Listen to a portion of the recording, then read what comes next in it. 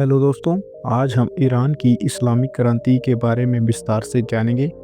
1979 की ईरान क्रांति, जिसे इस्लामिक क्रांति के नाम से भी जाना जाता है, 20वीं शताब्दी की सबसे महत्वपूर्ण राजनीतिक और सामाजिक घटनाओं में से एक थी।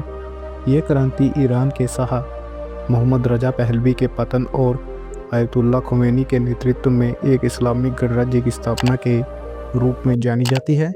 इस क्रांति का प्रभाव न केवल ईरान बल्कि पूरे मध्य पूर्व और वैश्विक राजनीति पर पड़ा। ईरान में क्रांति से पहले की स्थिति। ईरान क्रांति को समझने के लिए हमें उस समय की राजनीतिक, सामाजिक और आर्थिक स्थितियों का विश्लेषण करना होगा। शाह मोहम्मद रजा पहलवी का शासन। शाह मोहम्मद रजा पहलवी 1941 में ईरान के शासक बने। उनका शासन अमेरिका और पश्चिमी देशों के समर्थन से चलता रहा। उन्होंने अपने शासन को मजबूत करने के लिए कई सुधार किए, जिन्हें व्हाइट रेवोल्यूशन कहा गया।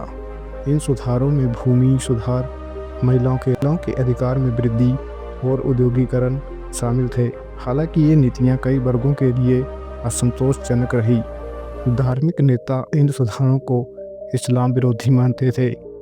गरीब और किसान वर्ग को इन सुधारों से कोई विशेष लाभ नहीं मिला। बुद्धिजीवी और छात्र वर्ग राजनीतिक स्वतंत्रता की कमी से नाराज थे। व्यापारी वर्ग को सरकारी हस्तक्षेप से नुकसान हो रहा था। सबाक और दमनकारी शासन। शाह ने अपने विरोधियों को कुचलने के लिए सबाक नामक गुप्त पुलिस का उपयोग किया। यह संगठन किसी भी असंतोष को दबाने के लिए कुख्यात था। विरोधियों को गिरफ्तार किया जाता, यातनाएं दी जाती और कई मामलों में मार दिया जाता। जनता में गहरा असंतोष पनपने लगा। पश्चिमी प्रभाव और पारंपरिक संस्कृति का टकराव। शाह की नीति के कारण ईरान में पश्चिमी संस्कृति का प्रभाव बढ़ रहा था। इस्लामिक परंपराओं का स्थान आधुनिकता ले रही थी, जिसे धार्मिक और पारंपरिक वर्ग ने अस्वीकार कर दिया। महिलाओं के वस्त्र पहनने की स्वतंत्रता और शराब पर प्रतिबंध हटाने जैसी नीतियों का धार्मिक समूह ने विरोध किया। क्रांति की शुरुआत। आयतुल्ला खुमैनी ईरान के एक प्रभावशाली शिया धार्मिक नेता थे। उन्होंने शाह के शासन की कड़ी आलोचना की। 1964 में शाह ने उन्हें देश से निर्वासित कर दिया। खुमैनी ने निर्वासन के दौरान भी शाह के खिलाफ अभियान जारी रखा। उनके भाषण और संदेश कैसेट, टेप और पत्रों के माध्यम से ईरान में फैलाए गए। उनके विचारों को जनता ने तेजी से अपनाया। 1978 में एक विरोध प्रदर्शन की शुरुआत। जनवरी 1978 में ईरानी सरकार ने खुमैनी के खिलाफ एक अपमानजनक लेखक प्रकाशित किया, जिससे बड़े पैमाने पर प्रदर्शन शुरू हो गए। Black Friday. 8 सितंबर 1978 में सेना ने प्रदर्शनकारियों पर गोलीबारी की, जिससे सैकड़ों लोग मारे गए। सरकार की कठोर कार्रवाई से जनता का आक्रोश और बढ़ गया। पूरे देश में हड़तालें शुरू हो गई, जिससे अर्थव्यवस्था ठप हो गई। शाह का पतन और इस्लामिक गणराज्य की स्थापना। शाह का निर्वासन। जनवरी 1979 तक शाह पूरे देश से कमज़ोर हो चुके थे। अमेरिका ने भी उन्हें समर्थन देना बंद कर दिया। 16 जनवरी 1979 को शाह देश छोड़कर मिस्र चले गए। आयतुल्ला खुमैनी की वापसी।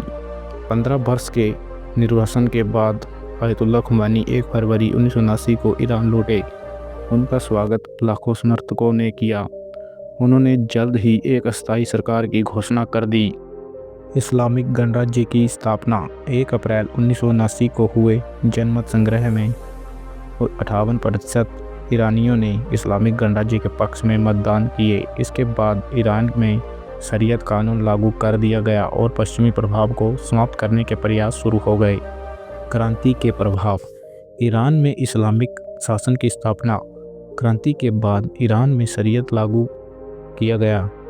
महिलाओं के लिए इस्लामिक ड्रेस कोड अनिवार्य कर दिया गया और पश्चिमी संस्कृति को ख़त्म करने के प्रयास किए गए। अमेरिका और ईरान के संबंधों में गिरावट। तेहरान में अमेरिकी दूतावास पर हमला। कट्टरपंथी छात्रों ने अमेरिकी दूतावास पर कब्जा कर लिया और 52 अमेरिकी नागरिकों को 444 दिनों तक बंधक बनाकर रखा। अमेरिका ने ईरान पर आर्थिक प्रतिबंध लगा दिए। मध्य पूर्व में इस्लामिक आंदोलन का उदय। ईरान क्रांति से प्रेरित होकर कई अन्य देशों में भी इस्लामिक आंदोलन को बढ़ावा मिला। सऊदी अरब, इराक, लेबनान और अन्य अरब देशों में इस क्रांति का असर देखा गया। इराक ईरान युद्ध। ईरान में क्रांति के बाद इराक के शासक सद्दाम हुसैन ने 1980 में ईरान पर हमला कर दिया। ये युद्ध 8 साल तक चला और दोनों देशों को भारी नुकसान हुआ। निष्कर्ष: ईरान की इस्लामिक क्रांति केवल सत्ता परिवर्तन नहीं थी, बल्कि ये सामाजिक और सांस्कृतिक बदलाव की एक बड़ी लहर थी। इस क्रांति के बाद ईरान ने पश्चिमी प्रभाव को ख़त्म कर एक धार्मिक शासन स्थापित किया। हालांकि क्रांति के बाद भी ईरान में राजनीतिक अस्थिरता बनी रही। इस्लामिक शासन ने अपने विरोधियों को दबाने के लिए कठोर नीतियां अपनाई, जिससे मानवाधिकारों के हनन के आरोप भी लगे।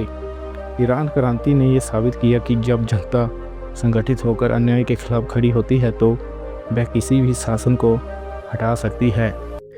ये भी देखा गया कि क्रांति के बाद नया शासन भी दमनकारी हो सकता है। ये क्रांति इतिहास में एक महत्वपूर्ण मोड़ थी और आज भी ईरान की राजनीति और समाज पर इसका प्रभाव स्पष्ट रूप से देखा जा सकता है।